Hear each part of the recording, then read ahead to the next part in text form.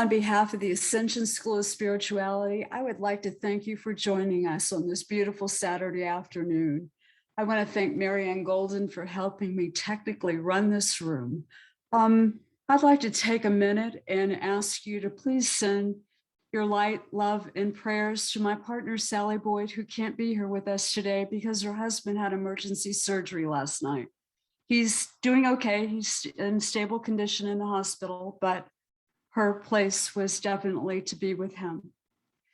So, with that said, it is my sincere pleasure to introduce and welcome the ever-charming, exceptionally multi-talented, intuitive artist, author, teacher, and metaphysical lecturer, the divinely humble Reverend Karen Haughey. To say that Karen is guided by angels from above would be the understatement. So without further ado, I'm going to let Karen tell you her story. Ladies and gentlemen, Karen Haughey. Hello, everybody. So nice to see you. Hello, Ron. I'm delighted that you're here. What a pleasure to meet you, finally. Anyway, my story starts in 1984. I was casually driving down the freeway one morning, minding my own business, headed to work, and I want to tell you that I was not on a spiritual path whatsoever. I was, pretty much go to work, come home, repeat type of a person. But I was driving along, and this vision of angels appeared to me out of literally nowhere. I could see it in color. I could see it in size. I heard that this painting was to be painted with urgency. It was large, and it was like it was finished in my mind's eye. And I wanted to turn the car right around then and there and go home and paint. But I saw there was some excitement around it. There was no fear. That's the very first one. That's the only picture I have of that painting. The only picture. It was a Polaroid picture. And so I'm glad I had the good sense to at least take a picture of it after I finished it. That was a long time ago, 37 years exactly. It's beautiful. It's so different from the way I paint now, though. I look at it and I go, wow, there's quite a transition just to the way how I painted then versus how I paint now. Is this a vision? Pardon me? Was this a vision from the angels? Yes, this was it. That's the only one. There was a very first angel painting I ever did. The very first. Huge.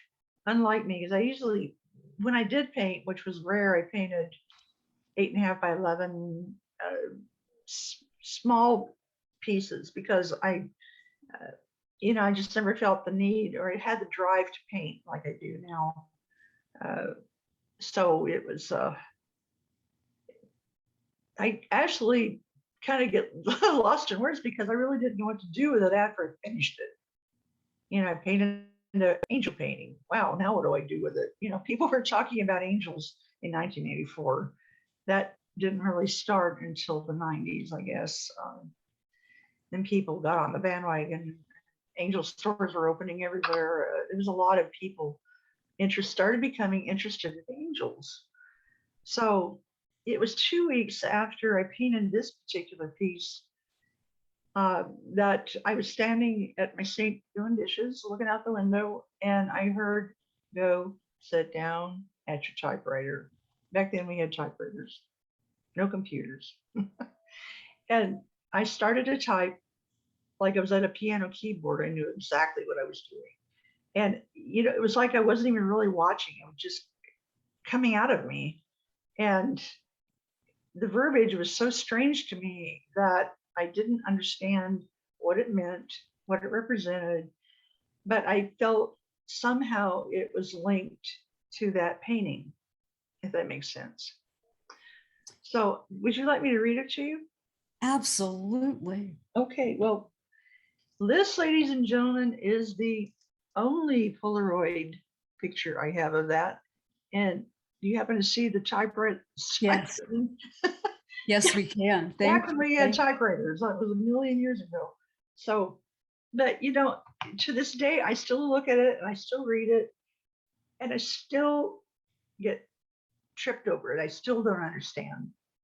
But I wrote, in space and time have I traveled through perilous journey, charting a course I know not.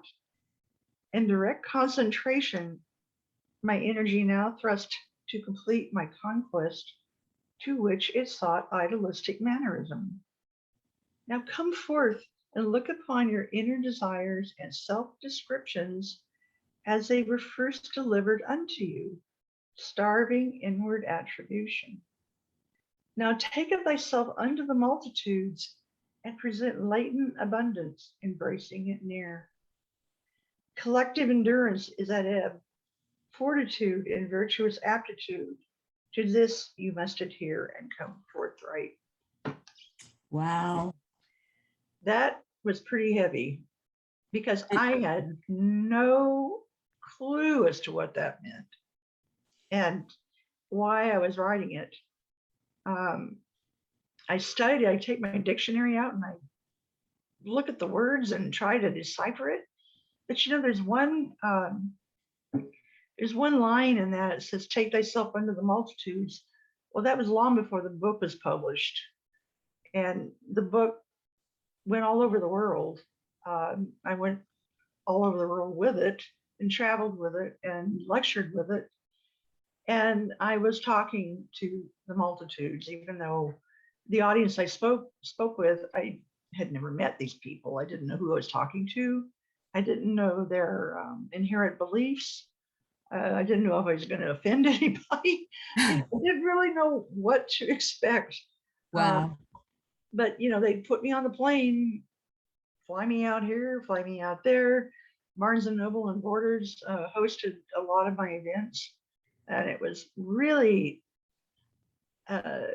life transforming. It was pretty amazing what happened. I still shake my head. Wow. To this day, it's still like the book was published in '95, and it was shortly thereafter Do you have a copy of that book? Yeah, I do. It's right here. So Karen, yeah. this whole journey of yours started by the Yep. book is gorgeous. Thank you. Very gorgeous. It started by these angels appearing to you on the freeway while you were driving. That's a wild thought to begin with. Now, what I need clarification on, they told you what to draw? Yes. They showed it. That was the hardest part when I was touring with the book, because people would go, "Well, did you see it outside of yourself or inside of yourself?" And I couldn't tell you or clarify, because it was neither outside nor inside, if that makes any sense whatsoever. It wasn't like a daydream. It was very clear, like when looking at it with my eyes, but not. That was the hardest thing to describe to the public, was how I saw it, but I did see it as like how do composers hear music. I guess I was seeing with my inner self with a higher vision. I don't know. Did they tell you colors? Yes. Yeah. Color, dimension, the whole enchilada, everything, do it this way, that way. And I felt compelled to paint that piece. And it was done in 2 weeks after the first vision came. At the time of that first vision, were you painting and were you painting in watercolors? Very common question. I painted sporadically, rarely. I loved art, but I wasn't an avid artist. I didn't paint all the time. And when I did paint, I'd paint flowers or barns on hills, nothing too out of this world. Pretty much everything you could see in front of your face without questioning it. It wasn't, I didn't have the passion then, like I do now. And now it's relentless. It's every day. It's beautiful. Every day. Can I ask you about your spirituality? When these angels came to you, did that come to you too? Did that awakening happen? Yes, but it wasn't a wooful, okay, now I'm spiritual. It didn't happen like that at all. In fact, there was a lot of times I was very unnerved by it because I didn't know what was happening to me, but I knew something was, because all of a sudden I started getting these visions repeatedly. And it wasn't like once in a while or once a month, or it was all the time, all the time. And a lot of the earlier pieces are in that book. Um, but it was day after day after day. It was pretty continuous. And so then began the search. I started reading and doing research, and uh, I found a book that really resonated with me, and it was Louise Hay's "You Can Heal Your Life," one of her most um, popular books that she wrote back in the 90s, early 90s.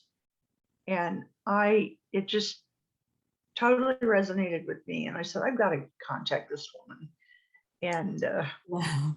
and it wasn't like, well, that's a stupid idea.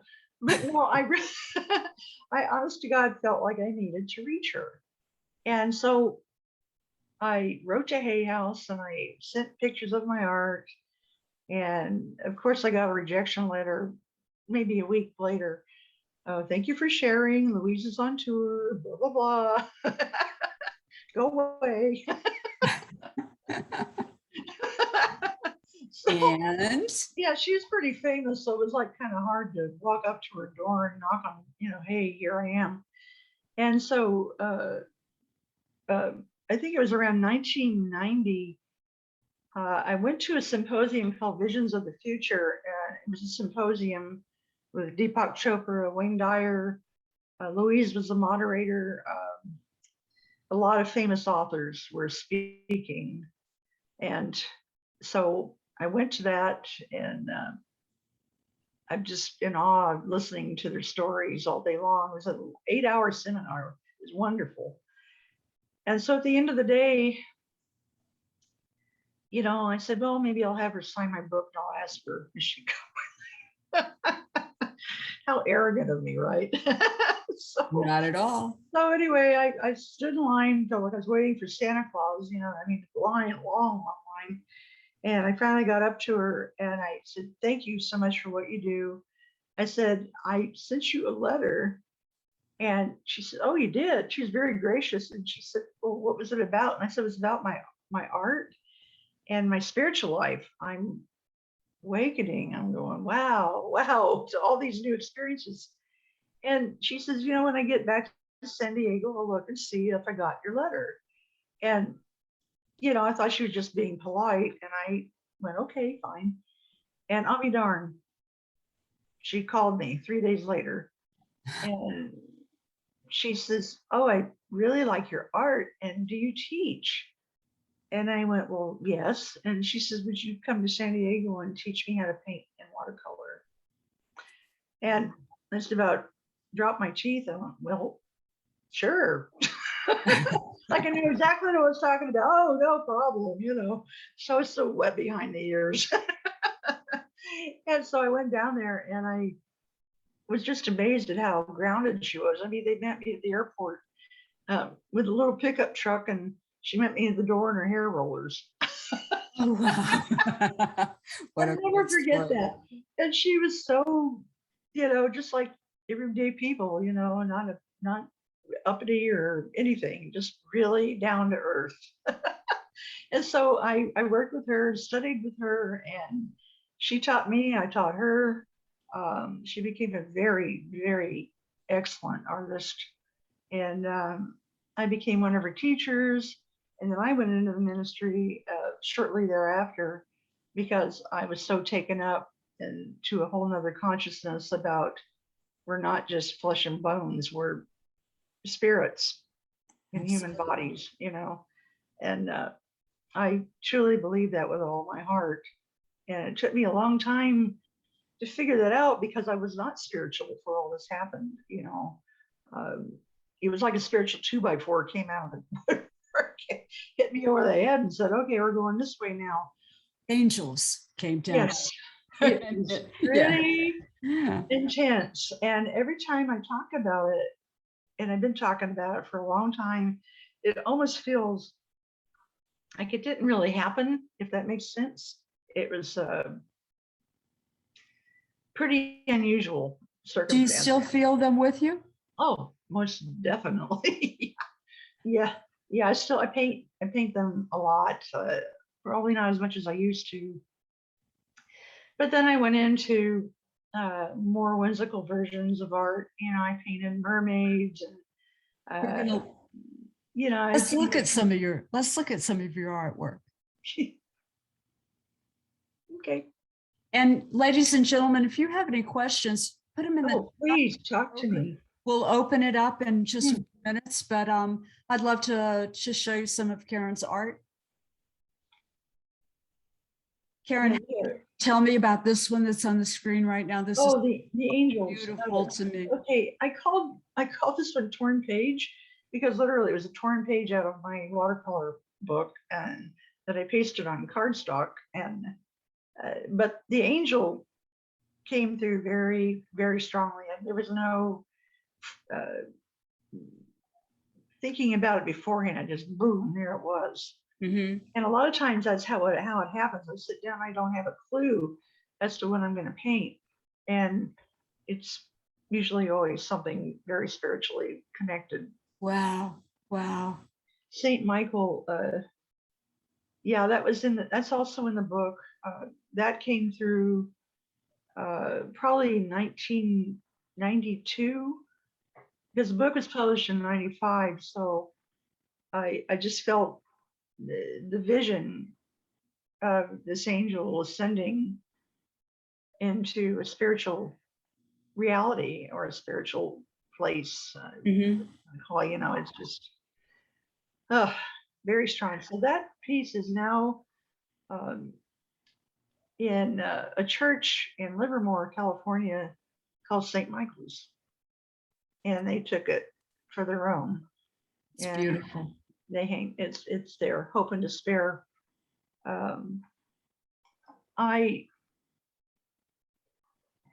I thought of, when I painted this piece, I thought about the heart came through first. And then I thought about the disparity in our world today, and that there is still hope. So you see, the right wing is formed, but the left wing is dark and broken. Mm-hmm. And the spirits just kind of came through after the fact.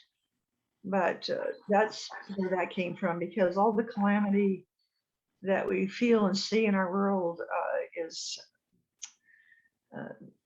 pretty overwhelming these days. And I'm always saying, where there's hope, there's always hope, if we just have an open heart. This is a recent piece, isn't it? Yeah, it's probably painted it about 3 or 4 months ago. This is beautiful. Thank you. Just for fun, let's take, we have a couple of questions. Sure.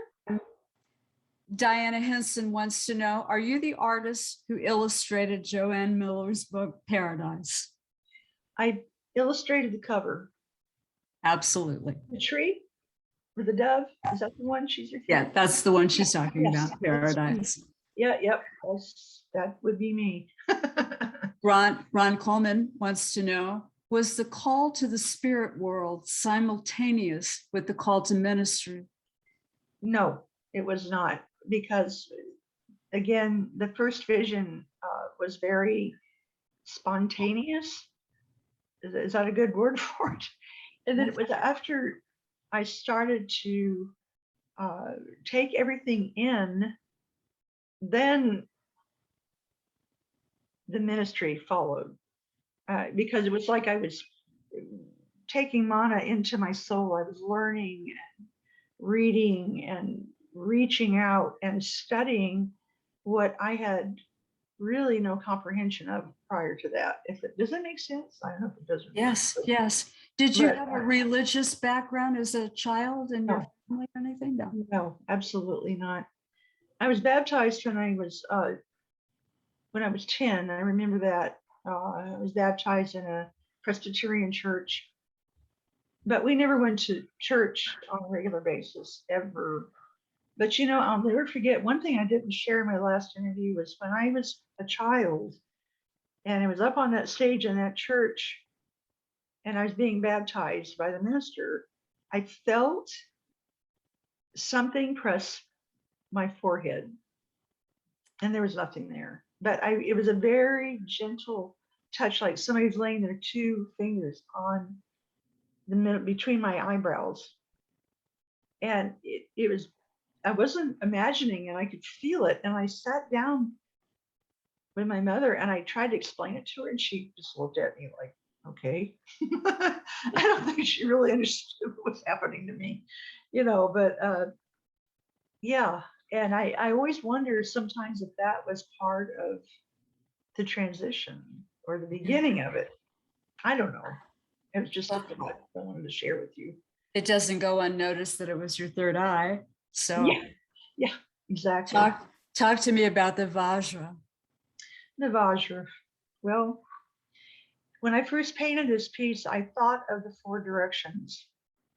And that's the only thing I was thinking, that the angels are in four directions of the earth. There's west, east, north, south. Mm-hmm. But little did I know that maybe a month after I painted it, I came upon a site, a Buddhist site, and I think Buddhism is fascinating. And one of the people that run the site wrote to me and he said, is that the Vajra? I said, what is a Vajra? I'd never heard of it. I'd never seen one. I didn't know what he was talking about. And then he sent me a picture of it. Looked just like that. Mm-hmm. And so it's talks about our intuitiveness, about connecting to spirit. I didn't have any idea that's what it was when I painted it, but it definitely was like the Vajra. But I guess, all of my paintings you can kind of take into your own analysis. I mean, it's like everybody reads something different into each and every piece I do. So it's not just my interpretation. A lot of times I'll paint pieces and then people will tell me what they see Mm-hmm. and how it resonated with them. I'm totally the conduit. That's all I am. That's beautiful. All I am.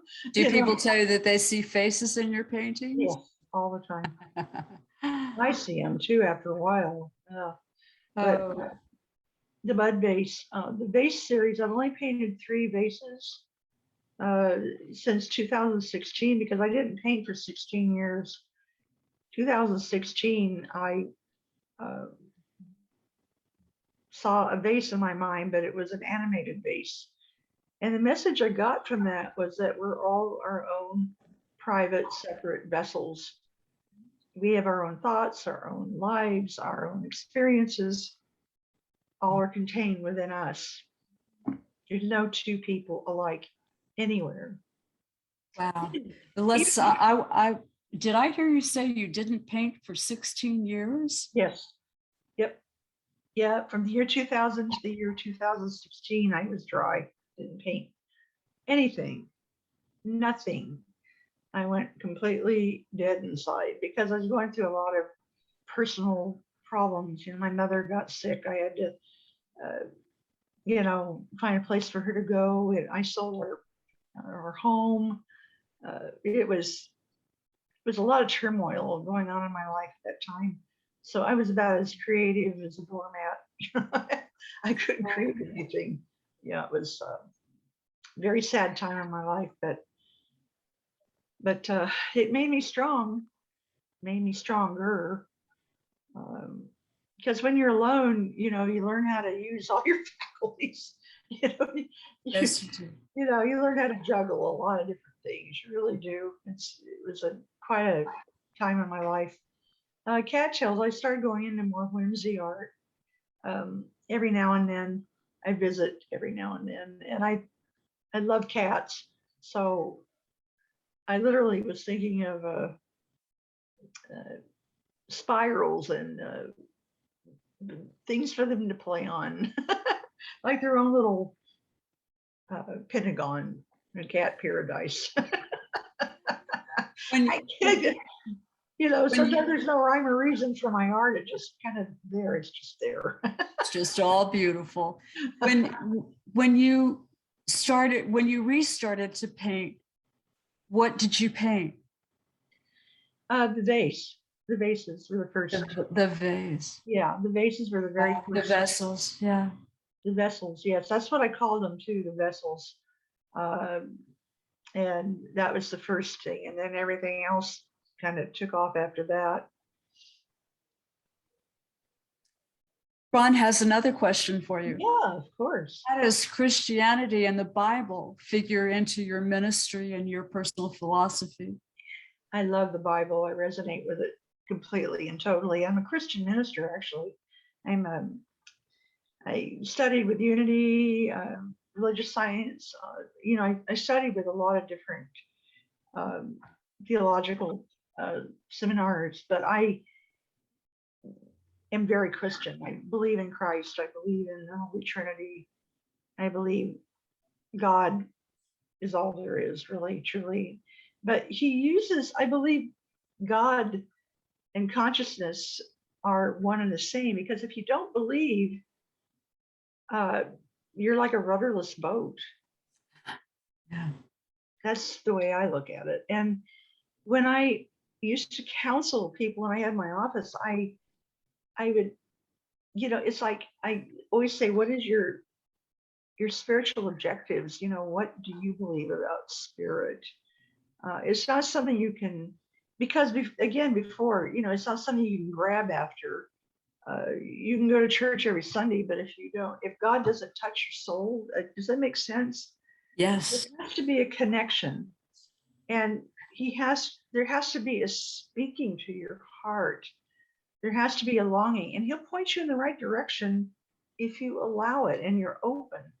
And somewhere I must have had a crack in the window, because he saw me. We're going this way now, Karen. Okay, fine. And I, for one, am very grateful that he did and sent you the angels that you're bringing to all of us. I often had said, do you have the right number? But he's gone. God is all knowing. I know I'm just a mortal. Absolutely. It's all I am. Wishing boxes are literally just how I portray them to be. Your wishes, your hopes, your dreams. I believe the boxes are like our inner self, much like the vessels.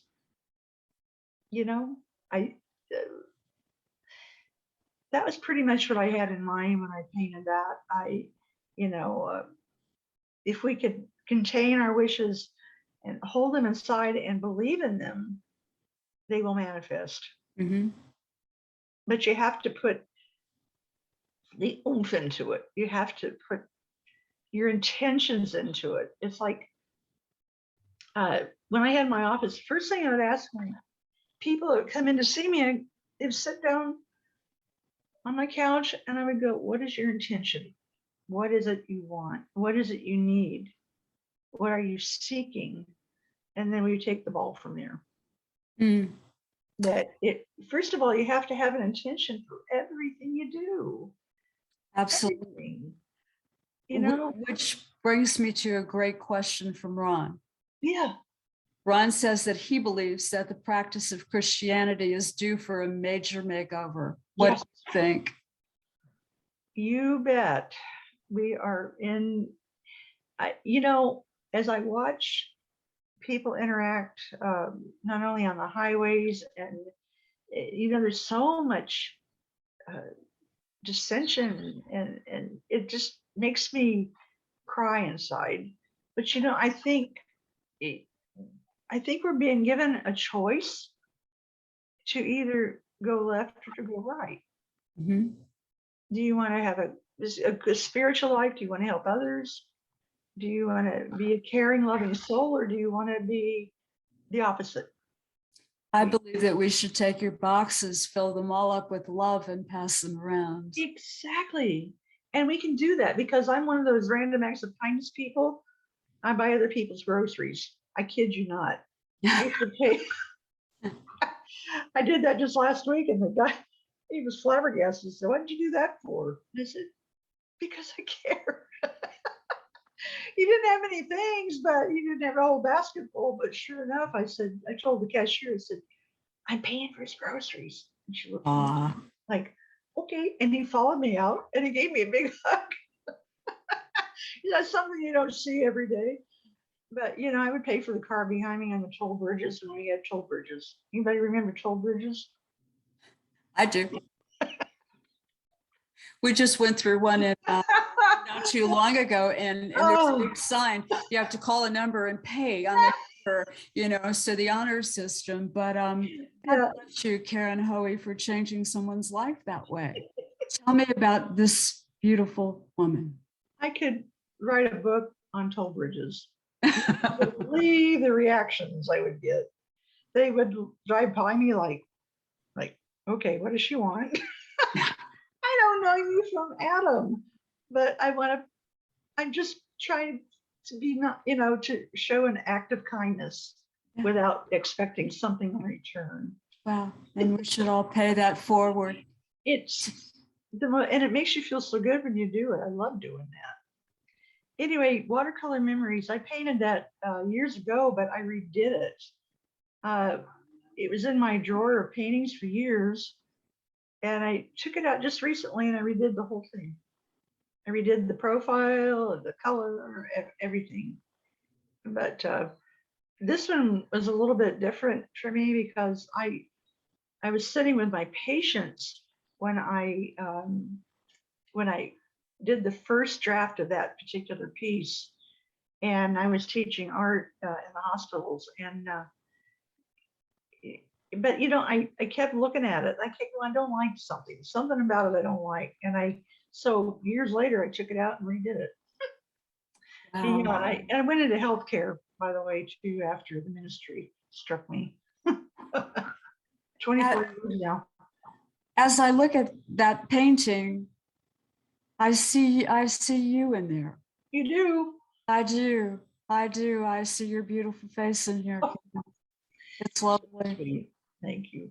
But there's a lot of depth in that one, that's for sure. A lot of my memories contained in that piece, that's for sure. Definitely. I love architecture, can you tell? I love architecture. I absolutely love it. This one I felt like is building the Winchester Mystery House. I don't know why, but I just had a lot of fun doing this. There was no rhyme or reason for it other than starting a sketch and building on it. And I thought at first it was a house, but no, birdhouse. There's no steps. You can see birds have different options to build nests, those old portals. Mm-hmm. So I called it birdhouse. Nothing too spiritual about that piece. Oh, this just sold recently. It was a fun piece. I started to paint catfish. Catfish. But I can never take anything literally.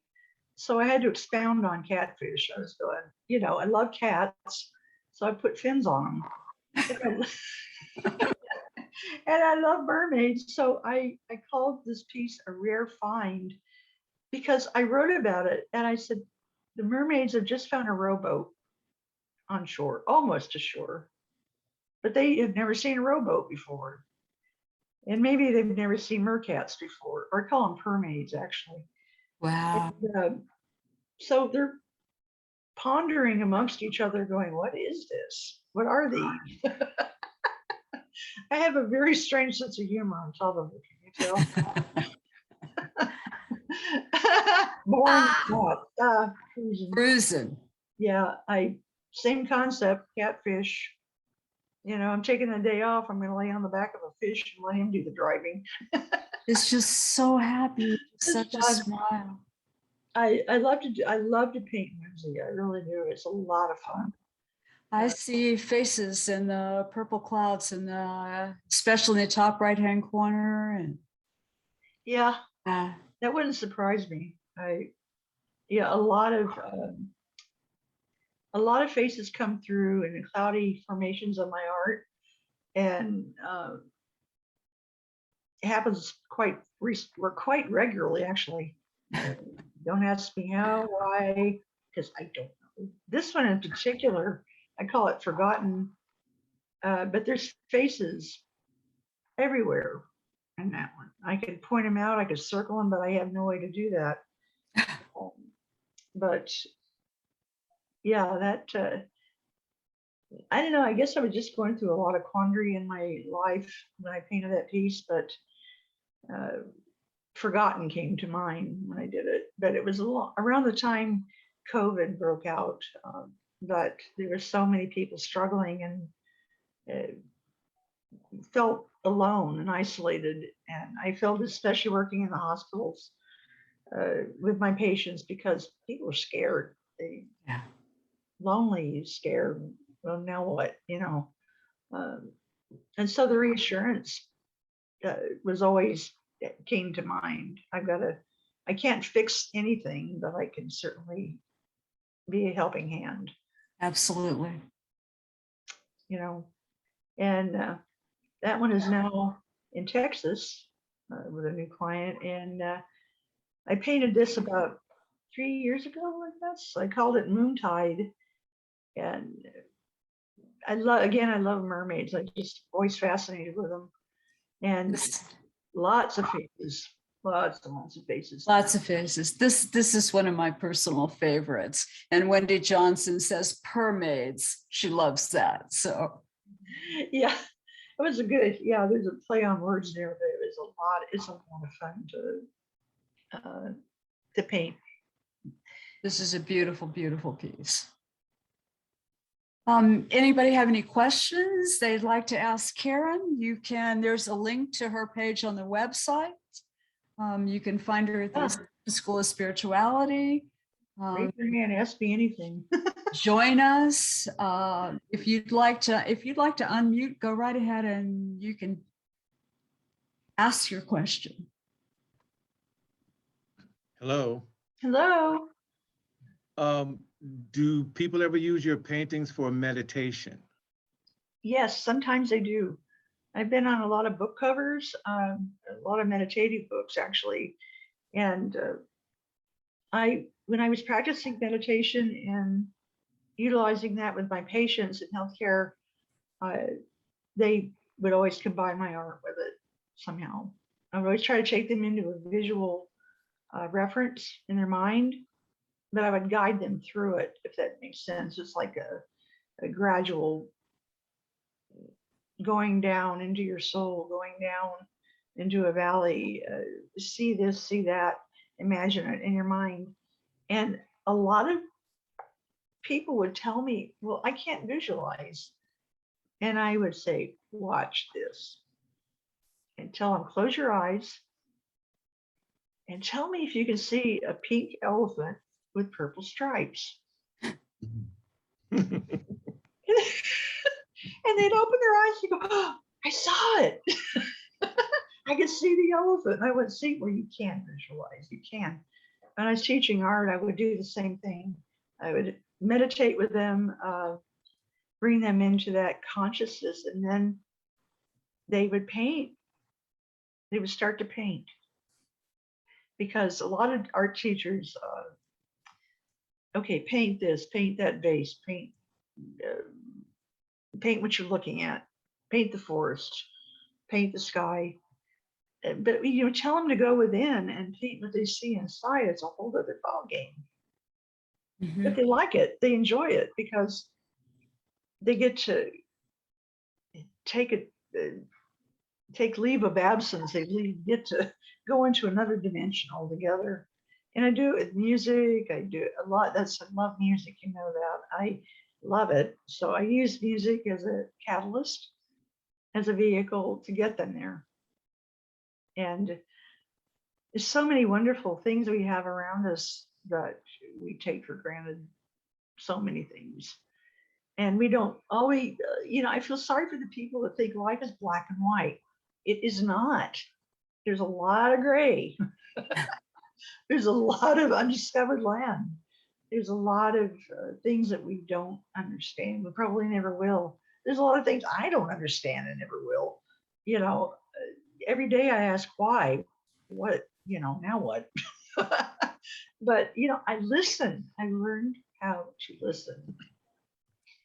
And that's the key. I think if we listen, people go, that's just my imagination. I'm going, no, it's not. Listen to what is heartfully yours, if that makes any sense at all. Because everybody is led by the hand to do this or to do that. I'm doing this because my mother told me I had to. I'm going, go out on a limb, do something that you would never have ever dreamed to do, ever. Absolutely. Absolutely. When I was counseling, I get, my parents sent me to medical school. They wanted me to be a doctor or a nurse, but I never really wanted to be one. And I go, what do you really want to do? And they sit and they think about it. And a lot of times I take them back to when they were 10 years old. What did you want to do when you were 10 that somebody told you you could not do? And the answers were pretty amazing. But there's no time like the present. But if you believe something and you want something bad enough, then go get it. Go after it. And I feel sorry for people that they just work their entire life not doing what they love, or like my brother, for instance, he worked a 9-to-5 job for 40 years doing what he hated. How pathetic is that? And now he doesn't know what to do with his life because he's in his 80s. But that's what I'd like to tweak if I could at all. Karen, this is Mary Ann. I have a question, if I Yes, may. hi. Sorry Yeah. to interrupt your story there. I can relate to your brother, though. I just quit doing my profession of 30 plus years, and I'm trying to step into my creative soul. I was wondering if the cats talk to you like the angels. I suppose they do. I mean, I couldn't tell you for sure, but when I see them in my mind, I see them as playful. That's where the mermaids came from. Mm-hmm. That's where the mermaid tails came on the cats. I went, how fun is that? And people really liked it. They enjoyed those. They had more fun with those. And, I dress them up in human clothes. And there's a few pieces that were on actually, I think they're still on my Facebook page of cats dressed up in hoodies. But, it's, your imagination is boundless. Louise and I used to sit and talk about, if you think about everything that you see around you, it was first began from a thought. Everything.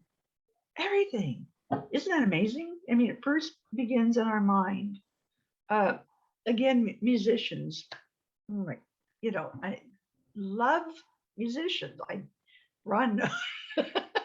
was born on Ron. I love musicians. But it's like, don't you wonder where that music comes from in your mind? Oh, it's just there. Well, I don't wonder anymore. I mean, I actually never did, Really? because, I think when it comes to like art and talent and being prodigious, I think, and you can correct me if I'm wrong, but in terms of visual art, Yes. we other regular people just see red. We just see red. All right. You see rose red, wine red, blood red, Oh, yeah. crimson. You know, I mean, just you see warm, you see cold, you see welcoming. I don't see all of that in those colors, but I hear it in music. Yes. Yes. You know, like there's a great difference between an E flat and a D sharp. Now, the thing is they're called an enharmonic equivalent, meaning that it's the same note. The same black note on the piano is E flat, D sharp, but their personalities are quite different, Yes. used quite differently. Isn't You that know, just amazing? yeah. I'm like in awe of that. I am absolutely in awe of anybody that can do music. Karen, can you talk about how you do this type of watercolor? Because I think it's very unique. I've seen a lot of different watercolor paintings, and I love yours because of this unique, especially the backgrounds. Well, what I use is it's a technique that I taught myself. It's a watercolor base. Well, actually, I start with pencil on watercolor paper, and then I put a fine wash of watercolor and I let it dry. And then I start working in the pastel into the dried watercolor. It's almost like I'm rubbing it in to the watercolor. And then I put another layer of watercolor. And then it all starts to mix together in harmony.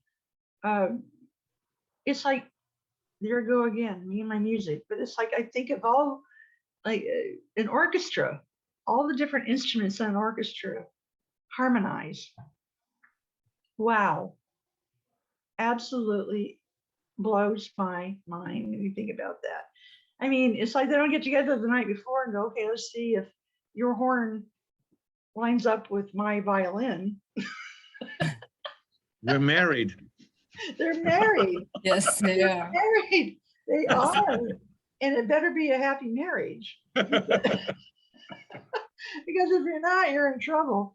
But I just, you think I have talent? You two are my gurus. Seriously. I love it. Karen, we have a few more minutes. Yeah. Tell me about your inspiration. Tell me about I know you're painting something right now. What are you going to paint next? I don't know. I wait. And then they come after me. And they get really specific about it too. Paint this, but it changes as I'm working on it. It doesn't just go from head to paper. It evolves. Mhm. That's the only way I can describe it. It totally evolves as I'm working on it. Mhm. Now, I don't know if this is just because of the computer screen, but I noticed that the character of the picture changes from depending on the angle that you're looking at it from. Right. Is that live too? I believe so. Yes. Yeah. Yes, it is. Most definitely does, Ron. Yeah. No. I wish I do still have that one actually. Wishing boxes. Yeah, this one's a little bit more muted. The original is very colorful, and it's on my Facebook page, so you can see the actual painting, the wishing boxes. It's one of my favorites. I love doing this one, and it's very, very colorful. In fact, I think Ron, do you remember when I first posted that and you commented on it? You said, Yeah. I really Yeah. like that one. But it's Yeah. that one's very muted compared to what the original looks like. It was about not minding being sent to sit in the corner. Yeah. Yes, exactly. But you see the little hole down the bottom? It looks like a mouse hole. Yeah. Yeah. Yeah, I don't know where that came from, but maybe that's exactly what it is, a mouse hole. Metaphysical mice. How about that? Hmm. So, There's a yeah. link to Karen's page on in the chat. You can see more of our artwork, and it gets posted all the time because they leave us. They go to homes all the time. I love the picture that you had the last time of the leaves with the women. Yes. And, I know that you thought that we were talking about as the leaves fall and the colors change and fall comes, and Transition. I see as above and is below, and there's just such a story in all of your artwork. I love it. Well, they're very subliminal stories. I can tell you that. They're not intentional. I mean, the first vision is intentional. Mhm. But I'm just a telephone. That's the only way I can describe myself. I'm just AT&T for spirit. Just like, okay, paint this. All right.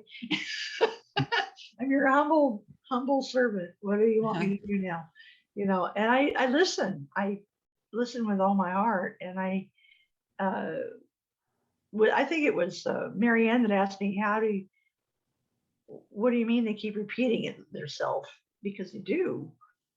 And it's like, I see a vision, and if I don't follow up on it, it'll keep repeating itself over and over and over in my mind's eye until it's implemented. And then I went, oh, okay. I'm working on it. Okay. See, I have fist fights for spirit. What do you mean by that? I think you definitely paint from your heart, Karen Haughey. Oh yeah, I can't paint from any place else. All of your heart and soul in every painting. It just comes out of my heart. There's no ego. There's no nothing. I'm not attached to any of them. After I finish them, I just grateful that I'm able to express through art. Because you can talk to somebody all day long, but if they're not inclined to understand what you're saying, people are visual. They will adhere to what they see 9 times more than what they're told, if that makes any sense. Mm-hmm. That's why everybody is so unique in their own style, their own way of life. We're all unique. Isn't that amazing when you think about it? All of us are totally and completely unique. That is really, we're all miracles. We're all different. Wow. Now, if we could just make that play nice. I wish we would learn how to do. I really wish we learned how to do that, because the world would be so much better. But